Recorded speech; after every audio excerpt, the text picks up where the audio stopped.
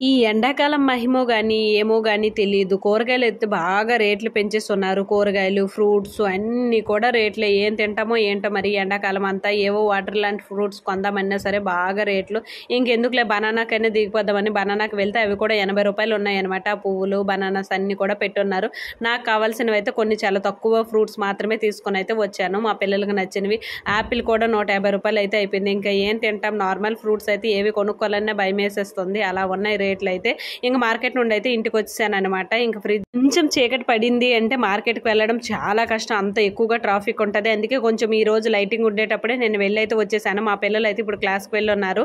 నేను ఈ తెచ్చుకున్న ఫ్రూట్స్ అన్ని కూడా సర్దేసి ఇంకా ఇంటి పనులు అన్నీ అయితే చేయాలి. తొందరగా ఫ్రిడ్జ్లో అన్నీ అయితే పెట్టేసుకుంటాను, ఫ్రూట్స్ అన్నీ కూడా. బాబు అయితే ఎక్కువగా జామ పళ్ళు తింటాడు. మా పాప అయితే అస్సలు తిందు. ఇంకా వీళ్ళిద్దరికి వేరే వేరే ఫ్రూట్స్ అనమాట. తన కోసం అయితే గ్రేప్స్, ఇంకా బనానాస్ అయితే ఇద్దరు కంటిన్యూగా తింటారు. అవి అయితే సింపుల్, అంతగా కట్ చేయడం కూడా ఉండదు కదా. ఎప్పుడు కూడా బనానాస్ కూడా ఉంటాయి ఫ్రూట్స్లో. ఇలా అయితే ఫ్రూట్స్ అన్నీ చక్కగా ఫ్రిడ్జ్లో అయితే సర్దేశాను. ఇంకా కూరగాయలు అయితే తక్కువే తెచ్చాను అనమాట. ఇది ఈరోజు